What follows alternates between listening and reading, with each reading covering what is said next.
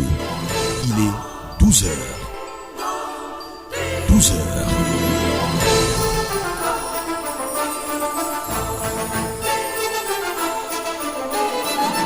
La radio aux idées.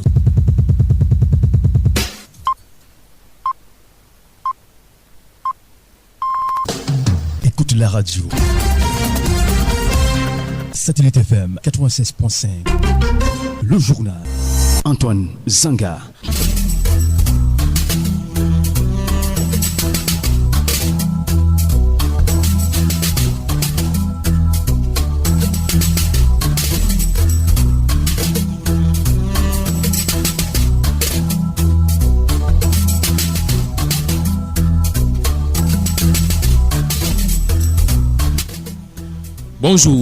Bonjour mesdames, messieurs, bienvenue aux 12h, toute dernière sortie de la semaine. Tout de suite, le sommaire.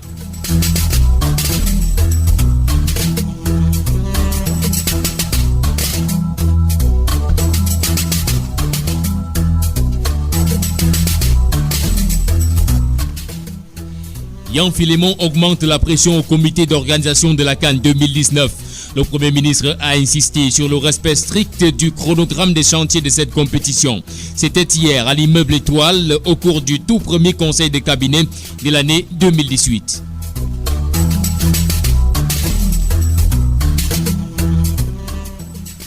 La douane camerounaise est en célébration ce jour. C'est dans le sillage de la journée internationale de la douane. Au-delà de la dimension festive avec les activités qui se déroulent à la base aérienne 101 d'Mvan, les Camerounais se soumettent dans ce journal à l'exercice de la critique de nos services de douane.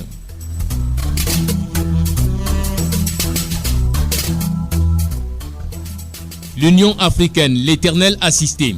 Au cours de son sommet qui se tient à Addis Abeba, l'organisation continentale tentera de réfléchir entre autres sur la question de son financement, un sujet traité chaque année par les chefs d'État du continent sans véritables avancées. Pourquoi l'UA n'arrive-t-elle toujours pas à s'autofinancer? Zachary Roger Mbarga, chercheur en intégration régionale, esquisse quelques réponses dans ce 12 heures.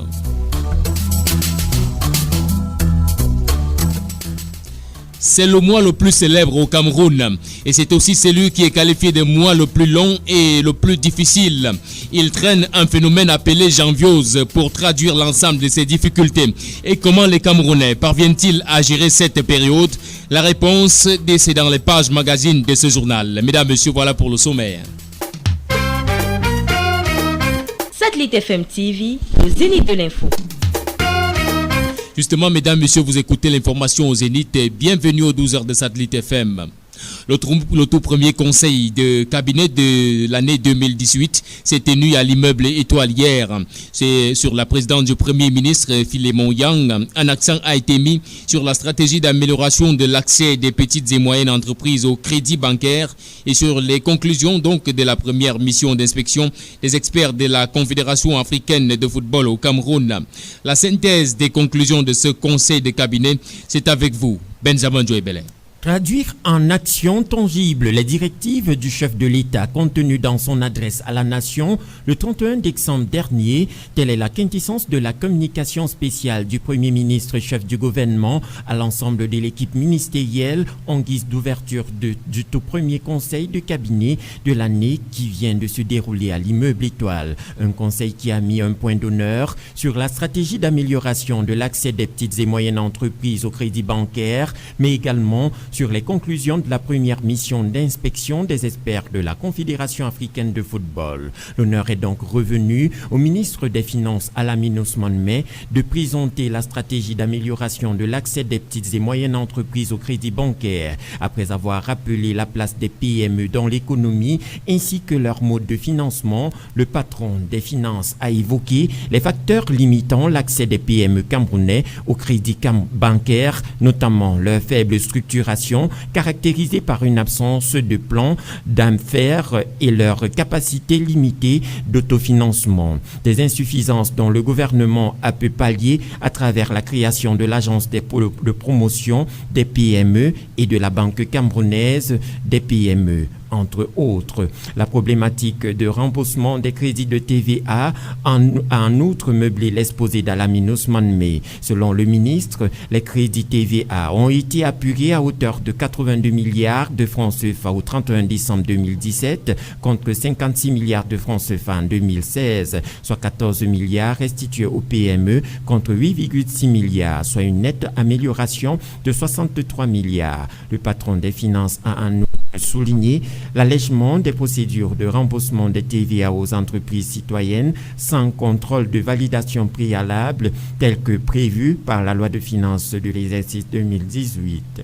En prélude à l'étroite En étroite ligne avec l'exposé du MINFI, le ministre des Petites et Moyennes Entreprises, de l'Économie sociale et de l'Artisanat a indiqué à son tour que le renforcement des capacités financières des banques camerounaises des PME et la création en son sein d'un fonds de garantie devrait contribuer de manière significative à l'accès des PME au financement à long terme. Concernant la première mission d'inspection de la Confédération africaine de football en prélude à la Coupe d'Afrique des Nations de football masculin en 2019 au Cameroun, le ministre des Sports et de l'Éducation physique s'est voulu rassurant au vu du déroulement satisfaisant de la dite mission qui a pu apprécier l'évolution des chantiers des infrastructures sportives et hôtelières avec en toile de fond des recommandations formulées par les experts de la CAF que les pouvoirs publics s'attellent à mettre en œuvre. Si l'accélération de l'audit de la dette commerciale des PME ainsi que l'amélioration des instruments juridiques nécessaires pour le renforcement du modèle économique de la Banque camerounaise des PME font partie des cahiers de charges attribués au ministre des Finances, le respect des chronogrammes d'exécution des travaux relatifs à la CAN 2019 et l'anticipation de toutes les difficultés éventuelles sont en outre les instructions strictes adressées par le Premier ministre au ministre des Sports et de l'Éducation physique, Pierre Ismaël. Ce 26 janvier, journée internationale des douanes à Yaoundé. Les manifestations relatives ont pour cadre la base aérienne 101 de Mvan. Les activités se déroulent depuis 10 heures et sont présidées par le ministre des Finances, Alamine Ousmane Mey. Sur place à la base aérienne, prenons le câble de notre reporter Hippolyte Nama. L'événement ici à la base aérienne 101 de Yaoundé est placé sous le thème « Un environnement commercial sûr au service du développement économique ». La douane camerounaise est un acteur très important dans l'économie de notre pays de par sa contribution en termes de recettes. En 2018, elle est appelée à réaliser comme recette 800 milliards de francs CFA. Avant donc le début de cet exercice, l'institution, comme chaque année, s'est réunie pour faire un bref bilan de l'année qui vient de s'achever. Nous avons donc ici la remise de la distinction honorifique, notamment au directeur général des douanes, Fodgon N8 Novaga, qui a été fait chevalier de l'ordre national et de la valeur. Une distinction qui a été remise par le ministre des Finances, Alamine Ousmane Mey. Les inspecteurs des douanes nouvellement sortis de l'école des douaniers interétats de la communauté économique et monétaire de l'Afrique centrale, CEMAC, reçoivent également leur diplôme de fin de formation. Comme dans l'armée ordinaire, certains responsables promus au grade supérieur sont aussi au cœur de cet événement. Ces derniers vont recevoir des mains de leur hiérarchie des épaulettes en fonction des différents grades. Tous ces clichés devant des centaines de familles venues célébrer cette fin heureuse où chaque membre obtient un bouquet de fleurs. Deux personnalités ont pris la parole ici à la base aérienne 101 de Yaoundé. D'abord, le directeur général des douanes Fodgon N8 Novaga qui est revenu de façon succincte sur le contexte de déroulement de cet événement. Puis, Alamine Ousmane Mey, ministre des Finances. Dans son allocution, il a d'abord félicité la douane camerounaise qui a réalisé de très belles performances en 2017 malgré l'environnement économique défavorable de la sous-région Afrique centrale, notamment la CEMAC. Il a réitéré tout en encourageant le directeur général que 2018 est également une année de grands défis. 800 milliards, c'est la recette attendue. La cérémonie se poursuit donc ici à la base aérienne 101 de Yaoundé. Antoine Zanga, je vous renvoie l'antenne.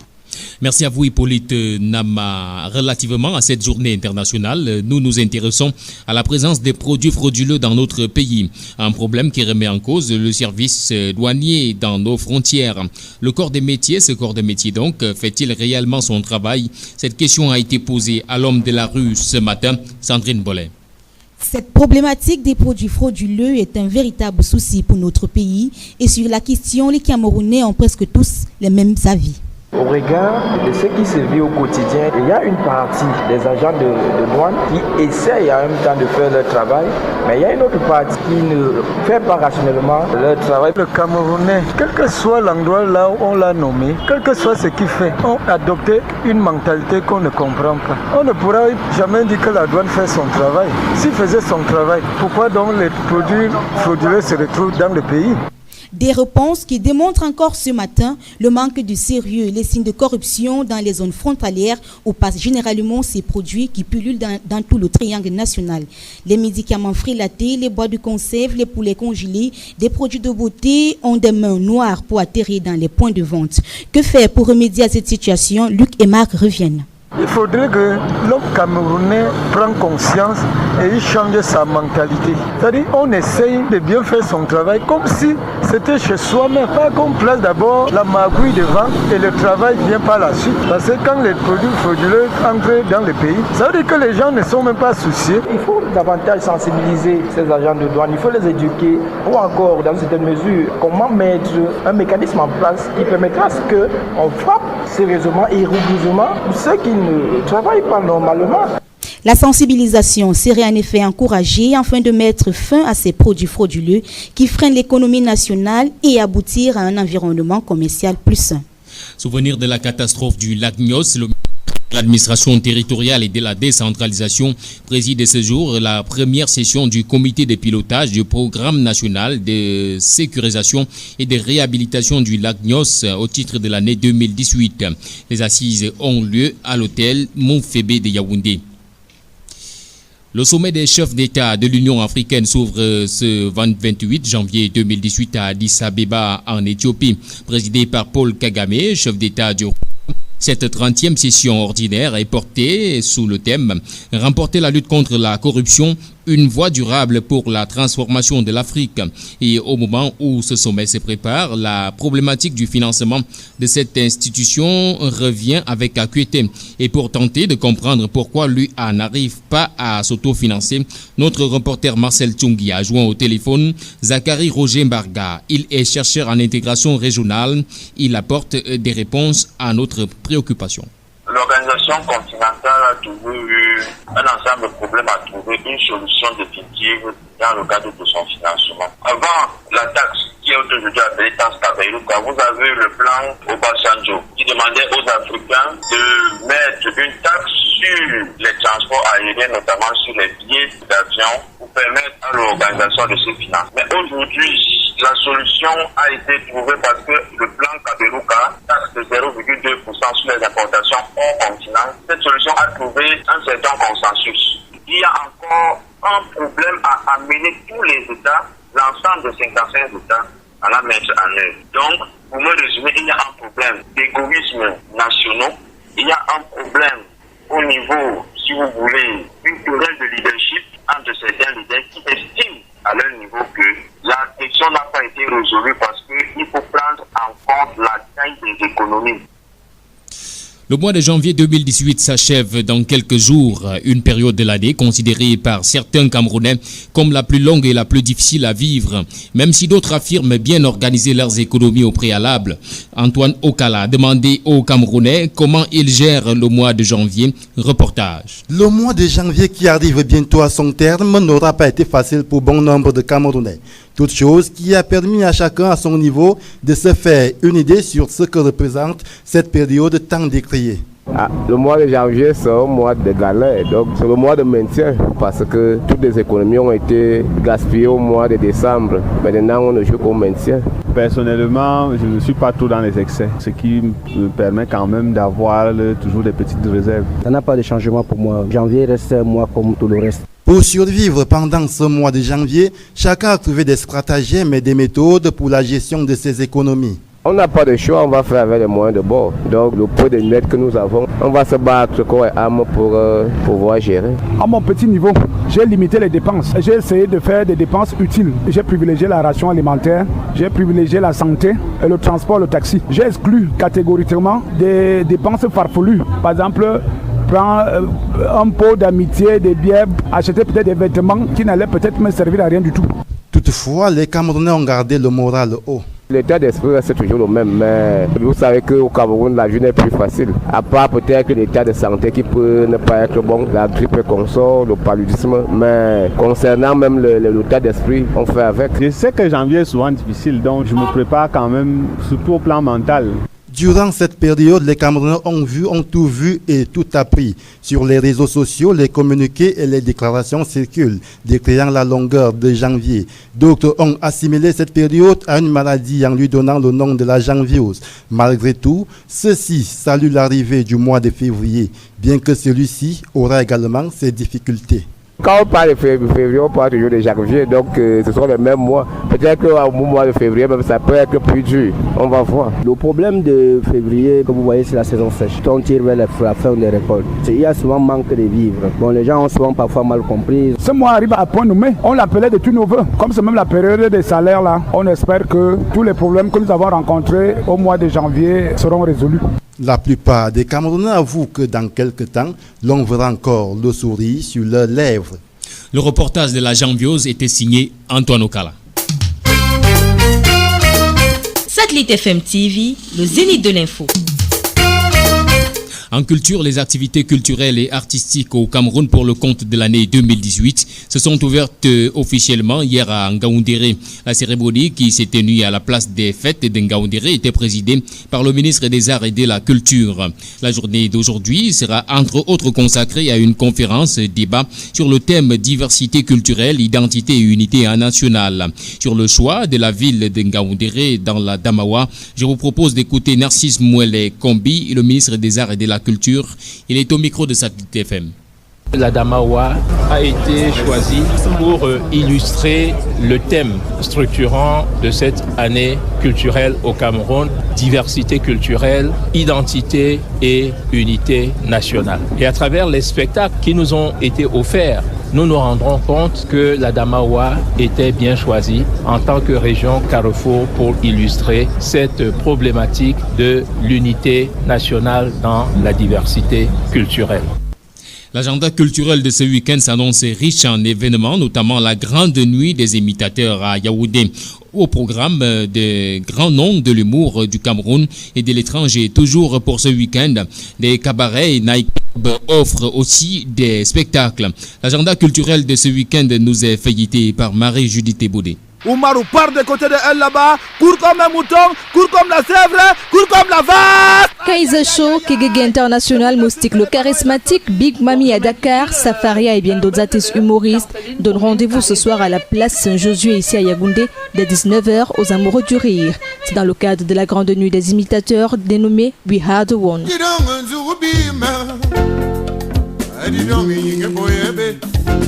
Le grand Monsieur Ambroise est en concert live à partir de ce soir et ce jusqu'à demain au cabaret Carousel. L'auteur du titre à succès Zen Close compte revisiter son répertoire musical avec tous ses fans. Toujours pour ce jour, Fallon Mati la Petite Perle donne un spectacle live à la Criade de Chinga dès 19h. Nyangono du Sud, Issa SNJ, Princesse Florie Savana, Alex Nixon et Mr. H, eux sont du côté du Mercure VIP au programme de cet événement, défilé de mode, show artistique et élection Miss Mercure VIP. Zen le chemin, c'est le titre du nouvel album de l'artiste Aimé Mama. À cet effet, une soirée dédicace est prévue ce jour à la Case des Arts dès 20h.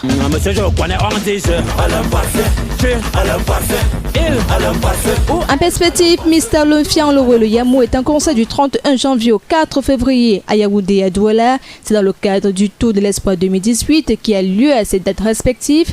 Avec lui, Kif No Beach and Guest. Danse avec moi. Toujours en perspective, Loco Daphné, Dynasty Loctique, Mr. Lio Malox offre un concert géant des étoiles le samedi 3 février 2018 au Palais Polyvalent des Sports de Yaoundé dès 14h. Un concert dédié à toute la jeunesse camerounaise dénommé Jeunesse, Unité et Paix. Bon week-end à tous. Bon week-end à vous, Marie-Judith. Cette note d'information qui nous vient du service commercial dans le cadre de la sensibilisation et de l'intégration à la mutuelle des personnes des enseignements secondaires, MUPES, des équipes spéciales, se déploie du 22 janvier au 9 février 2018 dans les établissements d'enseignement secondaire public du département du Fundi. À cet effet, les chefs d'établissement sont invités à bien vouloir réserver un accueil chaleureux aux membres des équipes de la dite mutuelle. Mesdames, Messieurs, il est 12h passé des 19 minutes. C'est Satellite FM, c'est le journal et c'est le direct. Satellite FM TV, le zénith de l'info. À l'étranger, Sidouane Monkam, bonjour. Bonjour. Mali, l'explosion d'une mine fait 26 morts dans le centre du pays. 26 civils maliens et burkinabés, dont des femmes et des enfants, ont péri hier dans l'explosion d'une mine au passage de leur véhicule près de la ville de Boni, dans le centre du Mali. Un spectacle insoutenable selon les témoins qui affirment avoir vu des corps déchiquetés. Un premier bilan fait état de 13 morts, mais en reconstituant les corps, on atteint le chiffre 24. Aucun occupant du véhicule n'a survécu et les regards accusateurs se tournent vers les djihadistes, même s'il n'y a toujours pas eu de revendication. Les mines et les djihadistes sont un couple mortel bien connu dans cette partie du pays. Le gouvernement malien a exprimé sa solidarité aux familles des victimes, très en colère, car, disent-elles, malgré la présence de l'armée malienne et du G5 Sahel, l'insécurité persiste. Et en solidarité avec les familles des victimes, les populations envisagent des collectes de fonds pour un hommage aux disparus. Et vous nous informez qu'au Kenya, l'opposition maintient la pression face à la réélection du président Uhuru Kenyatta. L'opposition ne reconnaît toujours pas la réélection du président Uhuru Kenyatta en octobre et menace de faire prêter serment son leader, Raila Odinga, mardi prochain. Malgré les pressions diplomatiques, le parti de Raila Odinga maintient toujours ce projet qui risque d'entraîner de nouvelles violences. Le pouvoir essaie, lui, de torpiller le projet. Le comité a d'ailleurs expliqué que tout rassemblement était suspendu, ce qui fait monter la pression dans le camp de l'opposition. Le procureur général a également déposé un dossier devant la haute cour pour déclarer inconstitutionnellement les assemblées du peuple lancées dans les bastions de l'opposition pour instaurer une sorte de contre-pouvoir. Le vice-président du parti majoritaire a lui martelé une nouvelle fois à Raila Odinga que son projet est un acte de trahison passible de peine de mort par pendaison. Soulignons que ce vendredi, la direction de la NASA, parti de Raila Odinga, a convoqué une conférence de presse et à Nairobi, l'on craint déjà une nouvelle violence. Et parlons sport dans ce journal. En boxe, une délégation de 11 personnes quitte le pays ce jour à destination de New Delhi à l'effet de participer aux Indians Open Boxing prévu du 27 janvier au 2 février prochain. Cette délégation est composée de 8 pugilistes et sont soit 5 messieurs et 3 dames, puis 3 officiels techniques, administratifs et médicaux. Parmi les boxeurs, on note l'absence de Seyi Wilfried dans la catégorie des 75 kg. Cette compétition est une aubaine pour le Cameroun de préparer les grandes échéances à venir, comme nous le confirme l'entraîneur national Alain Didier Ngacha. Il est au micro de Claude Vilongo. C'est une compétition très importante pour nous, à savoir l'Indian Open Boxing, parce que c'est une compétition qui va nous servir d'évaluation. Nous sommes entrés en stage externe depuis le 1er novembre 2017, et puis nous avons eu à faire 2 mois et demi de stage externe, et nous sommes entrés en stage interne pour cette compétition. Parce que cette compétition, c'est dans la perspective de préparer le Commonwealth. Et comme je l'ai dit au pouvoir public, plus précisément au ministère des Sports et de l'Éducation physique, nous avons, pour certains, fait la dernière compétition de grande envergure en juin au championnat d'Afrique avec les résultats connus. Puis pour d'autres comme Foku, c'était au mois de septembre avec le championnat du monde. On voit bien qu'entre septembre et avril, ça fait plusieurs mois. Si les gars n'ont pas de compétition, d'évaluation, il nous sera très difficile d'arriver au Commonwealth et puis de faire bonnes prestations. Au-delà de dire que c'est le Commonwealth, il faudrait que les boxeurs soient régulièrement en jambes pour que le moment venu, qu'on ne soit plus surpris quand on rencontre un adversaire. Ça veut dire, si au Commonwealth, je rencontre un boxeur que j'ai rencontré en Inde par rapport à ce tournoi, je saurais déjà quel est l'adversaire, quelle est la stratégie que je vais adopter. Donc, je pourrais dire que c'est une compétition qui nous permet d'évaluer vraiment les gars sur le plan international. Chan Maroc 2018, la course au Carregas démarre ce samedi. À suivre les quarts de finale avec les confrontations Maroc-Namibie à Casablanca à partir de 17h30 et Zambie-Soudan dès 20h30 à Marrakech. Les autres demi-finalistes seront connus dimanche à l'issue des rencontres Nigeria-Angola à Tanger à 17h30 et Congo-Brazzaville contre la Libye à 20h30 à Agadir. 23e championnat d'Afrique des Nations des handball masculin Gabon 2018. Le Cameroun termine 9e sur 10.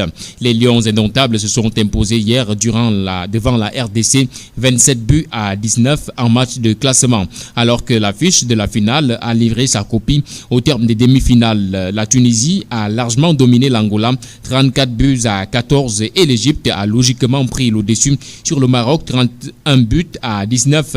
Aigle de Carthage et Pharaon s'affronteront demain samedi à Libreville pour la 6e fois en finale de la CAN.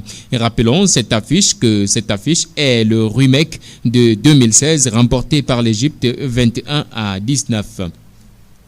Coupe des Nations de cyclisme des moins de 23 ans, baptisée Tour de l'Espoir, prévue du 31 janvier au 4 février 2018. La dernière réunion préparatoire, initialement annoncée mercredi dernier, aura finalement lieu ce vendredi à partir de 16h dans la salle des actes du ministère des Sports.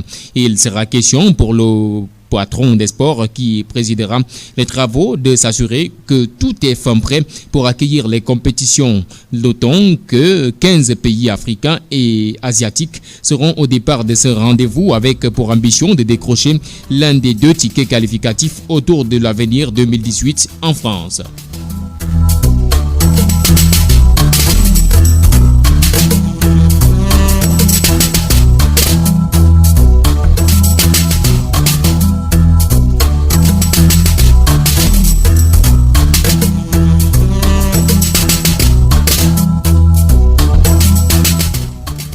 Le rappel des principales articulations qui ont constitué ce journal tout à l'heure.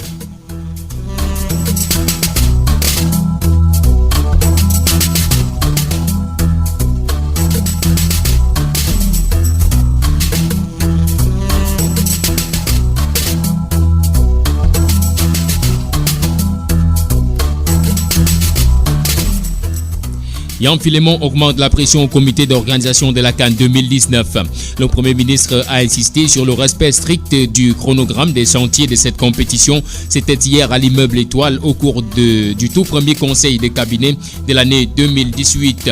La douane camerounaise est en célébration ce jour. C'est dans le sillage de la journée internationale de la douane. Au-delà de la dimension festive avec les activités qui se déroulent à la base aérienne 101 de Vannes, les Camerounais étaient soumis dans ce journal à l'exercice de la critique de nos services de douane. L'Union africaine, l'Éternel, assisté au cours de son sommet qui se tient à Addis Abeba. L'organisation continentale tentera de réfléchir entre autres sur la question de son financement, un sujet traité chaque année par les chefs d'État du continent sans véritables avancées. Pourquoi l'UA n'arrive-t-elle toujours pas à s'autofinancer? Zachary Roger Mbarga, chercheur en intégration régionale, nous a donné quelques réponses dans ce journal. C'est le mois le plus célèbre au Cameroun et c'est aussi celui qui est qualifié de mois le plus long et le plus difficile. Il traîne un phénomène appelé janviose pour traduire l'ensemble de ces difficultés. Et comment les Camerounais parviennent-ils à gérer cette période? Vous avez eu la réponse pendant le journal mis en onde par Henrik Sembarka. Réalisation Vanessa Mbouli, Célestin Owona et régie d'antenne Joséphine Angue, coordination Martial Owona, à la présentation Antoine Zanga. Mesdames, Messieurs, je vous invite à me suivre demain pour savoir pourquoi il s'accroche. C'est dans le cadre de l'émission Cameroun Politique à partir de 10h. Nous parlerons de la longévité au sein des formations politiques au Cameroun. Bon week-end.